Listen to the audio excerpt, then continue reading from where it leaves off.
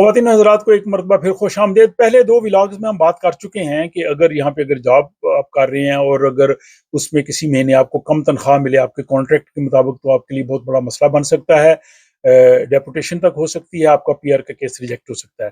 اس کے بعد ہم نے بات کی تھی کہ جو یہاں پہ ایگریمنٹ ہے، جاب ایگریمنٹ، اس میں کیا کیا چیزیں ہونی چاہیے اور کس طرح سے آپ کو اس کو دیکھنا ہے۔ اب آپ کے پاس یہ مل گئی، آپ یہاں پہ کام کر رہے ہیں، آپ کو مہینے کی تنخواہ مل رہی ہے، آپ کی 30,000 تنخواہ ہے، تو اس کے بعد آپ کو ایک سیلری سلپ آتی ہے جو ہر مہینے آتی ہے۔ سیلری سلپ کو دیکھنا بہت ضروری ہے، اور جتنی کانٹریکٹ پہ تنخواہ لکھی ہے، مثلا اس پہ لکھی ہے کہ اگر آپ کی 210 کرون فی گھنٹہ ہے، تو جتنے گھنٹے آپ نے مہینے کم کام کیا ہے اتنے گھنٹوں کے حساب کے آپ کی تنخواہ ہونی چاہیے۔ اگر 1 کرون بھی کم ہوا تو سمجھیں کہ آپ خطرے میں ہیں۔ اسی طرح اگر اس میں منتھلی سیلری لکھی ہے کہ مہینے کی اتنی تنخواہ ہے، تو پھر آپ جو ہے وہ اس کے مطابق دیکھیں، وہ بھی اتنی ہونی چاہیے۔ اب آپ یہ دیکھیں کہ آپ نے اس مہینے میں کتنا کام کیا ہے اور آپ کو کتنی تنخواہ ملی ہے، اور اس میں پھر ہوتی ہے گراس سیلری۔ یہ وہ تنخواہ ہوتی ہے جو ٹیکس سے پہلے ہے، جو آپ کو پوری تنخواہ ملی ہے، اس کے بعد پھر آپ نے ٹیکس دینا ہوتا ہے، تو آپ گراس سیلری آپ چیک کریں۔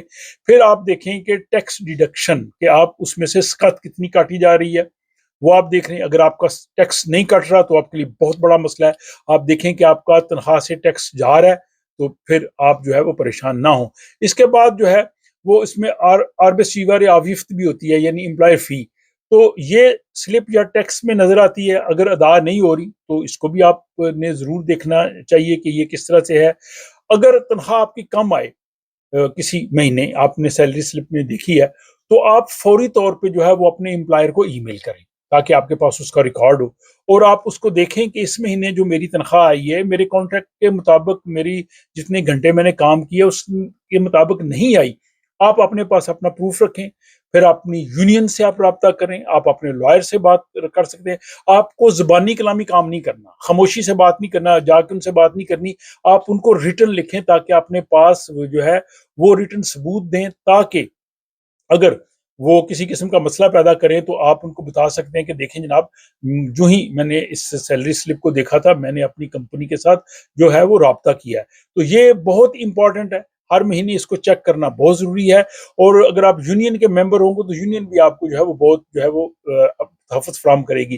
اور یونین کے علاوہ یہاں پہ جو ہے وہ بے روزگاری الاؤنس کا جو ہوتا ہے آکاسا، اس کا ممبر بننا بھی بہت ضروری ہے۔ اس کی فی الگ ہوتی ہے، یونین کی فی الگ ہوتی ہے۔ بعض اوقات دونوں فی کٹھی بھی آپ دے سکتے ہیں، لیکن بعض اوقات الگ الگ بھی دے سکتے ہیں، لیکن جو آکاسا ہے، بے روزگاری الاؤنس کی انشورنس، اس کا جو ہے وہ ممبر بننا بھی بہت ضروری ہے، تاکہ اگر آپ نے کچھ عرصہ کام کر لیا ہے اور اس کے بعد اب بے روزگار ہو گئے ہیں تو آپ کو وہاں سے جو ہے وہ پیسے مل سکتے ہیں۔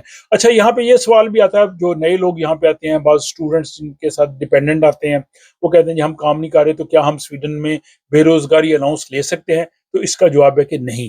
بے روزگاری الاؤنس لینے کے لیے آپ کو کچھ مدت، کم از کم میرے خیال 6 مہینے آپ کو کام کرنا پڑتا ہے، پھر آپ کو جو آکاسے کا ممبر بننا پڑتا ہے، آپ کو ان کی جو ہے وہ دینی پڑتی ہے جو ماہانہ فی ہے، اور جب آپ وہ ایک سرٹن پیریڈ ہے اس کو آپ کوالیفائی کر جائیں تب بے روزگار ہوں تو پھر آپ کو ملے گا۔ جو نیا بندہ آیا جس نے کام ہی نہیں کیا تو اس کو یہاں پہ کسی قسم کا کوئی بھی جو ہے وہ نہیں مل سکتا۔ اور آخر میں ایک مرتبہ پھر ہم وہ بات کرتے ہیں کہ اگر آپ کے جاب کانٹریکٹ پہ یہ لکھا ہے کہ تنخواہ جو ہے وہ آپس میں ہم جو ہے وہ طے کریں گے لون ان لید اوور کومیل سے، یعنی آپس میں ہم بات چیت کر کے لکھیں گے، یہ ان لوگوں کے لیے بڑا پرابلم کرے گا جو ورک پرمٹ پہ ہوں یا جو دوسرے ملکوں سے آئے ہیں جن کے پاس پرماننٹ ریزیڈنس نہیں ہے۔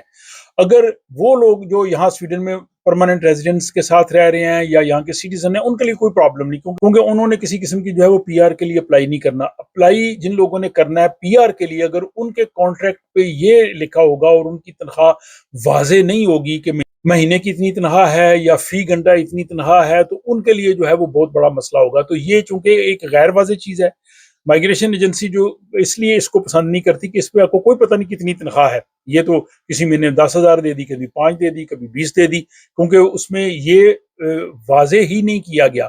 تو اس لیے جو ہے یہ بالکل واضح ہونی چاہیے۔ اور جیسا میں نے کہا کہ جو لوگ ورک پرمٹ پہ ہیں یا جنہوں نے ورک پرمٹ ایکسٹینشن کرانا ہے، یا جو E U long term residence کے ساتھ لوگ آئے ہیں یا فیملی ری یونیفیکیشن کے لیے، ان کے جو ہے کیس بہت کمزور ہو جائیں گے اگر ان کے جاب کانٹریکٹ پہ ایسا لکھا ہو.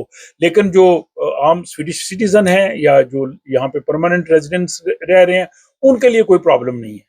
تو اس لیے آپ اپنی جو کمپنی ہے امپلائر ہے اس سے کہیں کہ وہ جاب کانٹریکٹ پہ واضح طور پہ یہ چیز لکھ دے تاکہ آپ کو کوئی پرابلم نہ ہو. اور اس کے بعد جیسا پہلے بھی بات کی ہے کہ جب آپ کی سیلری سلپ آئے اس کو آپ ضرور دیکھ لیں, اس میں کسی قسم کی جو ہے وہ کمی بیشی نہ ہو. آپ کی جو سمیسٹر کی یعنی ہالیڈیز کی پے ہے وہ آپ کو مل رہی ہو, اگر بیمار ہوں اس حوالے سے مل رہی ہو, تو اس میں کسی قسم کا بھی جو ہے وہ کانٹریکٹ کی خلاف ورزی نہ ہو تو پھر آپ کو کوئی پرابلم نہیں ہے. لیکن اگر آپ کی پرابلم ہو گئی تو پھر اس کو پروو کرنا بہت مشکل ہوگا. اور اسی لیے یہ جو دو اقساط میں نے آپ کی خدمت میں پیش کی ہیں اس کا مقصد یہی تھا کہ بہت سے لوگ جو لا علمی میں یا شاید وہ اس چیز کو سنجیدہ نہ لیں ان کے لیے پھر بہت بڑا مسئلہ نہ بن جائے. تو یہاں ناظرین سے بھی میں کہوں گا کہ وہ بھی اپنی رائے اپنے مشورے جو ہے کمنٹ باکس میں ضرور لکھیں.